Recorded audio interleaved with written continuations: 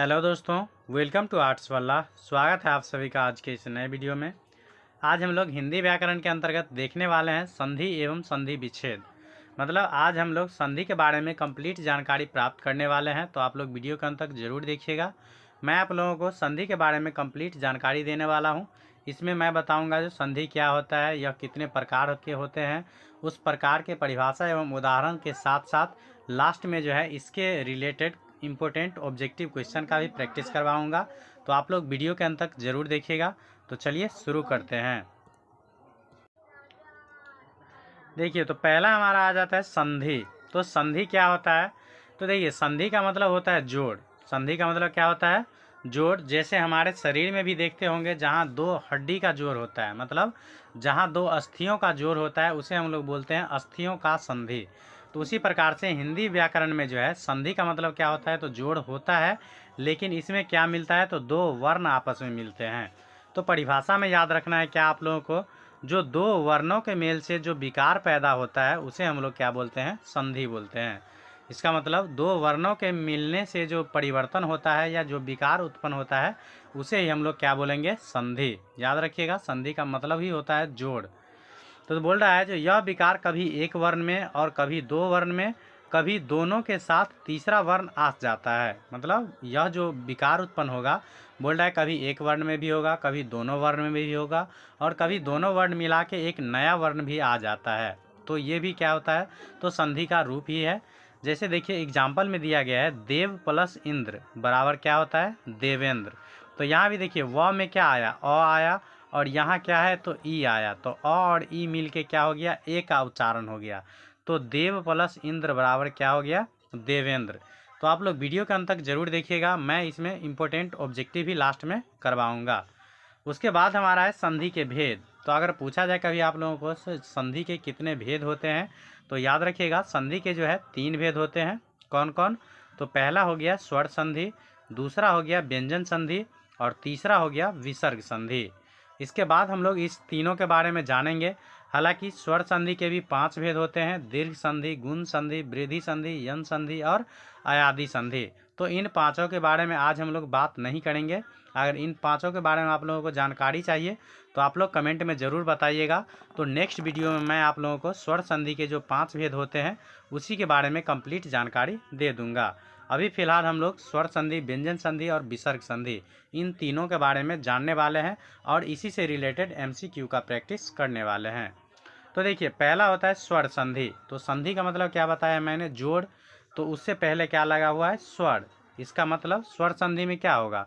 तो दो स्वर का संधि होगा, अर्थात दो स्वरों का जब मेल होगा तो उसे ही हम लोग क्या बोलेंगे? स्वर संधि।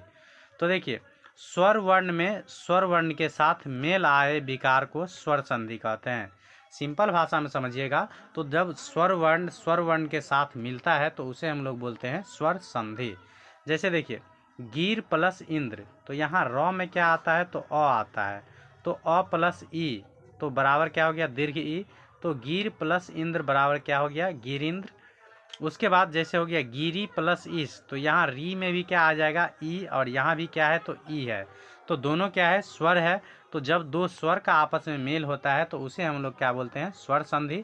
इसका कुछ उदाहरण है तो इसे आप लोग याद रखिएगा। जैसे हो गया भानु प्लस उदय, तो यहाँ भी नौ हर्षुकार है तो लास्ट में ऊ आएगा, और यहाँ भी क्या है? तो ऊ है। तो हर्ष ऊ और हर्ष ऊ मिलके दुर्ग ऊ हो गया है, इसीलिए यहाँ भानुदय में क्या हो गया? तो दीर्घ ऊ हो गया।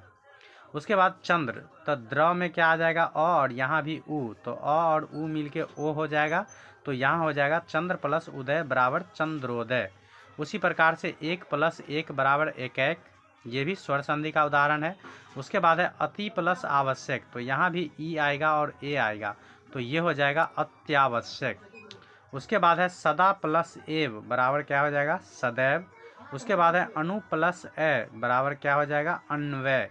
तो ये सभी जो है क्या है? तो स्वर संधि के उदाहरण है। तो इसे आप लोग माइंड में जरूर एक बार याद रखिएगा। उसके बाद चलते हैं हम लोग व्यंजन संधि की ओर। तो देखिए स्वर संधि में क्या होता है? तो दो स्वर का आपस में मेल होता है। तो व्यंजन संधि में क्या हो जाएगा? तो दो व्यंजन का आपस में मेल होगा, या एक व्यंजन और एक स्वर का आपस में मेल होगा, तो उसे हम लोग क्या बोलेंगे? व्यंजन संधि। तो देखिए बोला जा रहा है जहाँ व्यंजन वर्ण के साथ व्यंजन वर्ण या स्वर वर्ण की संधि में व्यंजन वर्ण का विकार हो उसे हम लोग बोलते हैं व्यंजन संधि। इसका मतलब जब व्यंजन वर्ण के साथ व्यंजन वर्ण जुड़े या व्यंजन वर्ण के साथ स्वर वर्ण जुड़े तो उसे हम लोग बोलेंगे व्यंजन संधि।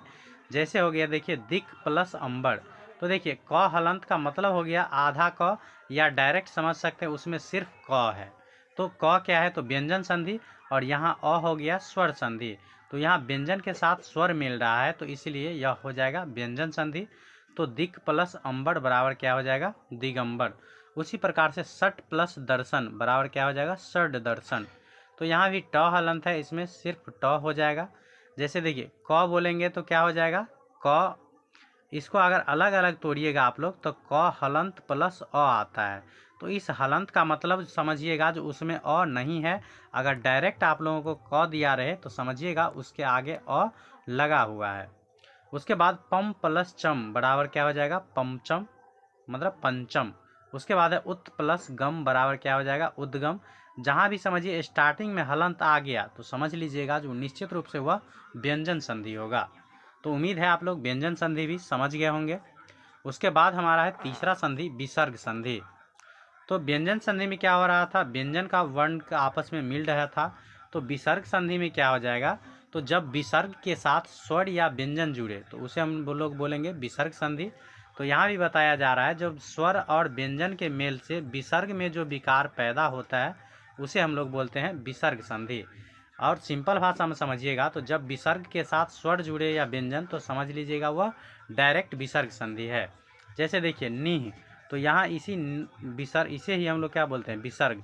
जैसे बचपन में आप लोग पढ़ते होंगे क विसर्ग क, हालांकि इसका उच्चारण करते हैं कबीर सर क, लेकिन उस टाइम में आप लोगों को पता नहीं होगा, लेकिन वास्तव में इसका सही उच्चारण क्या हो जाएगा तो क विसर्ग क। इसका मतलब ये जो आगे अनुपात वाला चिन्ह है इसको हम लोग बोलते हैं विसर्ग हिंदी व्याकरण में। तो यहाँ हो गया निह प्लस चय बराबर क्या हो जाएगा निश्चय। तो इसमें देखिए पहला आ गया विसर्ग, विसर्ग के साथ स्वर जुड़े या व्यंजन जुड़े तो वह क्या हो जाएगा विसर्ग संधि। तो इतना ही बस आप लोगों को याद रखना है। जैसे हो जाएगा निह प्लस सार बराबर क्या हो जाएगा निस्सार। तो यहाँ भी स्टार्टिंग में विसर्ग आ गया तो विसर्ग के साथ स्वर जुड़े या व्यंजन तो वो क्या हो जाएगा विसर्ग संधि। तो ये भी विसर्ग संधि हो जाएगा। और ये सभी जो है ये किस चीज़ का एग्जाम्पल है तो विसर्ग संधि का। तो चलिए एक बार देख लीजिए, निह प्लस तार बराबर क्या हो जाएगा निस्तार। उसी प्रकार दुह प्लस कर बराबर क्या हो जाएगा दुष्कर। उसके बाद है निह प्लस कपट बराबर निष्कपट। उसके बाद है प्रातः प्लस काल बराबर क्या हो जाएगा प्रातः काल। उसी प्रकार से निह प्लस धन बराबर क्या होता है निर्धन। उसी प्रकार निह प्लस जल बराबर क्या हो जाता है निर्जल। तो याद रखिएगा ये सभी जो है किसका उदाहरण है तो विसर्ग संधि का। उसके बाद अन्य भी कुछ संधि का एग्जाम्पल दिया गया है, तो इसे भी आप लोग अगर देखना चाहेंगे तो देख सकते हैं। तो बस दो चार मैं बता देता हूँ, इसके बाद चलेंगे हम लोग ऑब्जेक्टिव प्रैक्टिस की ओर। जैसे होता है पर प्लस उपकार बराबर क्या होता है परोपकार। तो यहाँ भी अगर इसमें आप लोग संधि खोजिएगा तो र में क्या आ जाएगा अ आ जाएगा, और यहाँ से उ जुट रहा है तो अ और उ दोनों क्या है स्वर है। तो जब दो स्वर का आपस में मेल होता है तो उसे हम लोग बोलते हैं स्वर संधि। तो उम्मीद है इस प्रकार से आप लोग जरूर पहचान जाइएगा जो कहाँ स्वर संधि है, कहाँ व्यंजन संधि और कहाँ विसर्ग संधि। तो चलिए उसके बाद लेके चलते हैं आप लोगों को ऑब्जेक्टिव प्रैक्टिस की ओर। तो देखिए ऑब्जेक्टिव में हमारा पहला क्वेश्चन है, बोला जा रहा है निम्नलिखित शब्दों में किस में स्वर संधि है। तो पूछा जा रहा है इसमें किस में स्वर संधि है। तो स्वर संधि में क्या होता है तो दो स्वर का आपस में मेल होता है। तो देखिए यहाँ बी में जो दिया गया है रामायण, तो रामायण का जो संधि विच्छेद होता है ये होता है राम प्लस अयन, राम प्लस अयन। तो म में भी अ आएगा और इसमें भी क्या है अ है। तो जब दो स्वर का आपस में मेल होता है तो उसे ही हम लोग बोलते हैं स्वर संधि। इसका मतलब ऑप्शन नंबर बी इसका करेक्ट आंसर हो जाएगा। उसके बाद नेक्स्ट हमारा दूसरा क्वेश्चन है, जो निम्नलिखित शब्दों में से किस में व्यंजन संधि है। तो व्यंजन संधि में मैंने क्या बताया है तो जिसमें व्यंजन वर्ण के साथ स्वर वर्ण जुड़े या व्यंजन के साथ व्यंजन जुड़े तो उसे हम लोग बोलते हैं व्यंजन संधि। तो यहाँ देखिए उन्नति, उन्नति का जो संधि विच्छेद होता है ये होता है उत प्लस नति। तो यहाँ मैंने क्या बताया शुरू में जब हलंत आ जाए तो निश्चित रूप से लगा दीजिएगा आप लोग व्यंजन संधि में। तो ये क्या हो जाएगा उन्नति। इसका मतलब ऑप्शन नंबर डी इसका करेक्ट आंसर हो जाएगा। उसके बाद नेक्स्ट हमारा है तीसरा क्वेश्चन, बोला जा रहा है निम्नलिखित शब्दों में किस में विसर्ग संधि है। तो विसर्ग संधि मैंने क्या बताया है, जिसमें विसर्ग के साथ स्वर जुड़े या व्यंजन जुड़े। तो देखिए निश्चल का जो संधि विच्छेद होता है ये होता है निह प्लस चल। निह प्लस क्या होता है, चल। तो इसमें क्या आ जाएगा, पहला आ जाएगा विसर्ग। तो जब ये विसर्ग के साथ स्वर जुड़े या व्यंजन जुड़े उसे हम लोग बोलते हैं विसर्ग संधि। तो इस प्रकार से निश्चल जो हो जाएगा विसर्ग संधि। ऑप्शन नंबर बी इसका करेक्ट आंसर हो जाएगा। उसके बाद नेक्स्ट हमारा है 4 नंबर क्वेश्चन, जो निम्नलिखित शब्दों में से किस में विसर्ग संधि है। तो यहाँ भी बोल रहा है विसर्ग संधि। तो विसर्ग संधि किस में हो जाएगा, तो देखिए मनोहर का जो संधि विच्छेद होता है ये होता है मनः प्लस हड़। तो यहाँ भी क्या आ जाएगा, इसमें विसर्ग आ जाएगा। तो इस प्रकार से ऑप्शन नंबर डी इसका भी करेक्ट आंसर हो जाएगा। संधि पहचानने के लिए आप लोगों को संधि विच्छेद भी आना जरूरी है, क्योंकि हर जगह आप लोगों को संधि विच्छेद नहीं दिया रहेगा, कहीं कहीं डायरेक्ट शब्द भी दिया रहेगा। तो शब्द का जब तक आप लोग संधि विच्छेद नहीं जानिएगा तब तक आप उसमें संधि का डिसाइड नहीं कर सकते हैं। जैसे इस प्रकार से दिया रहे तो आप लोग इसमें निश्चित रूप से टिक कर लीजिएगा, लेकिन जब शब्द दे देगा तो इसमें आप लोग फंस जाइएगा। यहाँ बोल रहा है निम्नलिखित शब्दों में किस में व्यंजन संधि है। तो व्यंजन संधि मैंने क्या बताया, जिसमें व्यंजन के साथ व्यंजन शब्द जुड़े, वर्ण जुड़े या व्यंजन के साथ स्वर जुड़े। तो दूसरा जो दिया गया है दिगंबर, दिगंबर का संधि विच्छेद होता है देखिए दिक प्लस अंबर। इसमें क में क्या रहता है, तो हलंत रहता है। तो यहाँ जब ये हलंत आ जाए तो वो क्या हो जाएगा, विसर्ग संधि। तो ऑप्शन नंबर बी इसका करेक्ट आंसर हो जाएगा। उसके बाद नेक्स्ट हमारा 6 नंबर है, जो दिग्गज का सही संधि विच्छेद क्या है। तो दिग्गज का जो सही संधि विच्छेद हो जाएगा ये हो जाएगा दिक प्लस गज बराबर क्या हो जाएगा, दिग्गज। तो ऑप्शन नंबर ए इसका करेक्ट आंसर हो जाएगा। इससे पहले जो मैंने संधि बताया था उसमें बहुत से सारे दोस्तों का कमेंट आ रहा था, जो सर आप लोग मतलब साथ साथ संधि भी बताते जाइएगा। तो देखिए क्या इसमें मुझे संधि बताने की ज़रूरत होगी, अगर होगी तो मैं बता देता हूँ। क हलंत है और इसमें ग है। तो जब ये हलंत आ जाए तो उसमें मैंने क्या बताया है, व्यंजन संधि। तो यहाँ दिक प्लस गज बराबर क्या हो जाएगा, दिग्गज। तो ये हो जाएगा व्यंजन संधि। उसके बाद नेक्स्ट हमारा 7 का, जो अब्ज का सही संधि विच्छेद होगा। तो अब्ज का जो सही संधि विच्छेद होगा ये होता है अप प्लस ज। तो ऑप्शन नंबर बी इसका करेक्ट आंसर हो जाएगा। यहाँ भी प में हलंत है तो इसे भी हम लोग व्यंजन संधि समझ सकते हैं। अभी मैं सिर्फ स्वर व्यंजन और मतलब विसर्ग इस तीनों पर चर्चा कर रहे हैं, इसलिए आप लोग स्वर संधि के जो 5 भेद होते हैं उस पर दिमाग नहीं लगाइएगा। उसके बाद नेक्स्ट हमारा 8 नंबर, जो सच्चिदानंद का सही संधि विच्छेद है। तो देखिए सच्चिदानंद का सही संधि विच्छेद क्या हो जाता है, तो ये होता है सत्य प्लस चित्त प्लस आनंद। तो ऑप्शन नंबर सी इसका करेक्ट आंसर हो जाएगा। उसके बाद नेक्स्ट हमारा 9 नंबर क्वेश्चन, जो वांग्मय का सही संधि विच्छेद होगा। तो ये होता है वाक प्लस मैं। तो यहाँ भी देखिए क में हलंत आ गया तो ये भी क्या हो जाएगा, व्यंजन संधि। तो ऑप्शन नंबर बी इसका करेक्ट आंसर हो जाएगा। याद रखिएगा इसमें अगर संधि पूछा जाए तो व्यंजन संधि। उम्मीद है आप लोग समझ रहे होंगे। अगर वीडियो पसंद आ रहा हो तो लाइक ज़रूर कर दिया कीजिए। लाइक करने में कंजूसी मत कीजिए, क्योंकि लाइक करने में आप लोगों को कोई चार्ज नहीं लगता है, सिर्फ मुझे मोटिवेट मिलता है इस प्रकार के वीडियो को बनाने के लिए। उसके बाद नेक्स्ट हमारा 10 नंबर, जो जगन्नाथ का सही संधि विच्छेद होगा। तो जगन्नाथ का जो सही संधि विच्छेद होता है ये होता है जगत प्लस नाथ। तो यहाँ भी त में हलंत है तो इसे भी आप लोग डायरेक्ट लगा सकते हैं व्यंजन संधि। तो ऑप्शन नंबर डी इसका करेक्ट आंसर हो जाएगा। उसके बाद नेक्स्ट हमारा है 11 नंबर क्वेश्चन, जो जगदीश का संधि विच्छेद होगा। तो जगदीश का संधि विच्छेद क्या होता है, तो ये होता है जगत प्लस ईश बराबर जगदीश। तो ऑप्शन नंबर सी इसका करेक्ट आंसर हो जाएगा। अगर इसमें आप लोगों को संधि पूछा जाए तो इसका संधि आप लोग कमेंट में बताइएगा, जो जगत प्लस ईश में कौन सा संधि होगा। मेरे उम्मीद से तो आप लोग समझ गए होंगे और निश्चित रूप से आप लोग कमेंट में ज़रूर बता दीजिएगा। उसके बाद नेक्स्ट हमारा 12 नंबर, जो उच्चारण का सही संधि विच्छेद क्या है। तो उच्चारण का होता है उत प्लस चारण। तो यहाँ भी त हलंत आ गया तो ऑप्शन नंबर डी इसका करेक्ट आंसर हो जाएगा। अगर इसमें संधि पूछा जाए तो याद रखिएगा त हलंत आ गया तो ये क्या हो जाएगा, व्यंजन संधि। उसके बाद है नेक्स्ट 13 का, जो तल्लीन का संधि विच्छेद क्या है। तो तल्लीन का संधि विच्छेद क्या होता है, तो ये होता है तत् प्लस लीन। क्या होता है, तत् प्लस लीन। तो ऑप्शन नंबर ए इसका करेक्ट आंसर हो जाएगा। अगर इसमें भी संधि पूछा जाए तो व्यंजन संधि लगा सकते हैं। उसके बाद नेक्स्ट हमारा क्वेश्चन है 14 का, बोला जा रहा है सज्जन का संधि विच्छेद क्या है। तो सज्जन का जो संधि विच्छेद होगा ये हो जाएगा सत्य प्लस जन। तो ऑप्शन नंबर डी इसका करेक्ट आंसर हो जाएगा। अगर इसमें भी संधि पूछा जाए तो याद रखिएगा इसमें भी व्यंजन संधि होगा, क्योंकि त हलंत आ गया, इसका मतलब सिर्फ त है। अगर ऐसा वाला त आए तो इसमें समझ लीजिएगा त के बाद क्या आ जाएगा, तो त हलंत प्लस अ, इसका मतलब इसमें स्वर आ सकता है। तो यहाँ त हलंत का मतलब सिर्फ त है, तो त क्या है, तो व्यंजन संधि। तो इस प्रकार से यह व्यंजन संधि का उदाहरण हो जाएगा। उसके बाद नेक्स्ट हमारा 15 का जो संगम का संधि विच्छेद क्या होगा। तो संगम का संधि विच्छेद होता है, ये होता है सम प्लस गम बराबर क्या होता है, संगम। संगम का क्या होता है, सन प्लस गम। तो ऑप्शन नंबर ए इसका करेक्ट आंसर हो जाएगा। हालांकि इसमें थोड़ा डॉट लग रहा है हमको, समगम, संगम में क्या आना चाहिए, तो सम प्लस गम ही होना चाहिए, तो ये नहीं होगा, सॉरी। ऑप्शन नंबर बी इसका करेक्ट आंसर हो जाएगा। उसके बाद नेक्स्ट हमारा 16 का जो वागीश का संधि विच्छेद क्या होगा।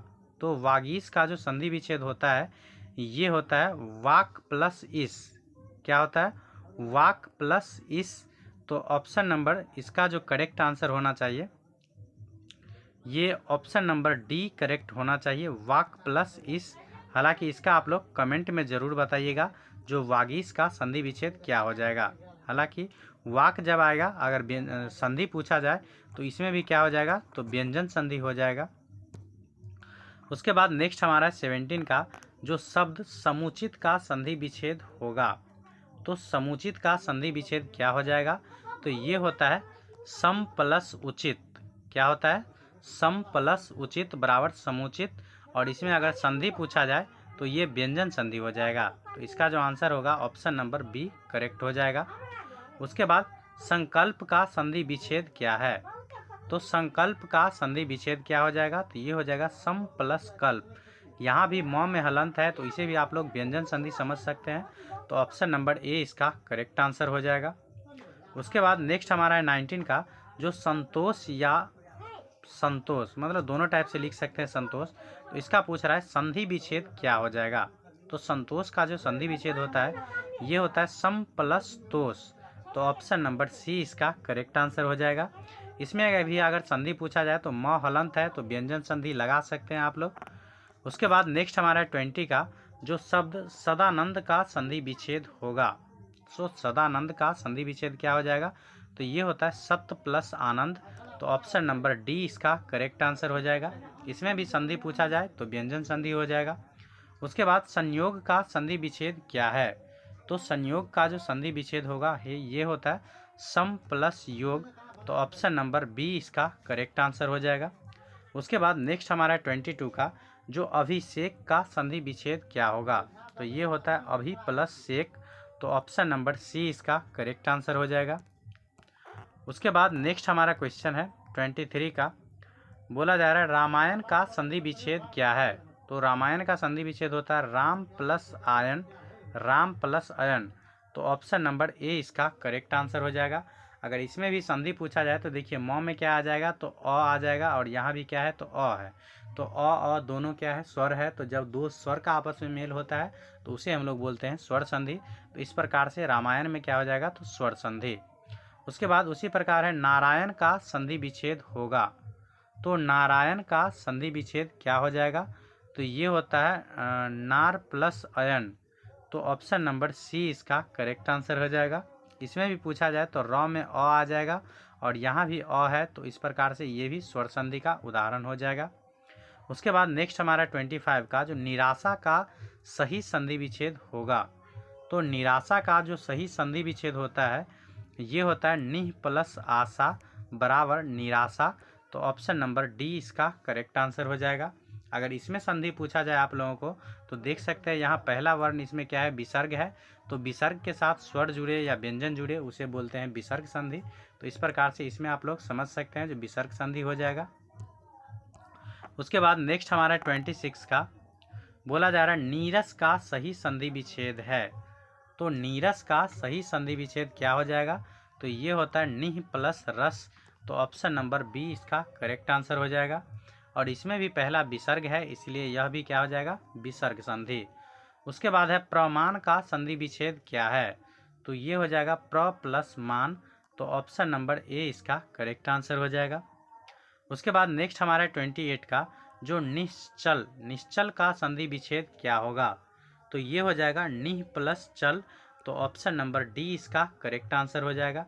अगर इसमें कौन सा संधि होगा पूछा जाए तो इसे आप लोग कमेंट में बताइएगा, जो निश्चल में कौन सा संधि होगा कमेंट करिएगा आप लोग, तो निश्चल और डैश दे करके लिख दीजिएगा जो संधि होगा। उसके बाद है बहिष्कार का संधि विच्छेद क्या होगा, तो बहिष्कार का जो संधि विच्छेद होता है ये होता है बहि प्लस कार, तो ऑप्शन नंबर सी इसका करेक्ट आंसर हो जाएगा। इसमें भी अगर संधि पूछा जाए तो पहला विसर्ग है, तो ये भी क्या हो जाएगा विसर्ग संधि। उसके बाद है निरोग का, निरोग शब्द का सही संधि विच्छेद क्या है, तो निरोग का भी संधि विच्छेद होता है निह प्लस रोग, तो ऑप्शन नंबर बी इसका करेक्ट आंसर हो जाएगा। और इसमें भी अगर आप लोगों को संधि पूछा जाए तो ये भी हो जाएगा विसर्ग संधि, क्योंकि स्टार्टिंग में क्या है विसर्ग जुड़ रहा है, तो विसर्ग के साथ स्वर जुड़े या व्यंजन, तो वो क्या हो जाता है विसर्ग संधि। तो देखिए इसमें मैं आप लोगों को साथ साथ ऑब्जेक्टिव भी प्रैक्टिस करवाया हूँ और कौन सा संधि होगा ये भी मैंने बताने का प्रयास किया हूँ कॉन्सेप्ट के साथ, इसीलिए यह वीडियो थोड़ा लंबा हो गया है, तो आप लोग ज़रूर मैनेज कीजिएगा। अगर वीडियो पसंद आए तो लाइक ज़रूर कर दीजिएगा और अपने दोस्तों के साथ शेयर ज़रूर कर दीजिएगा। Thank you for watching.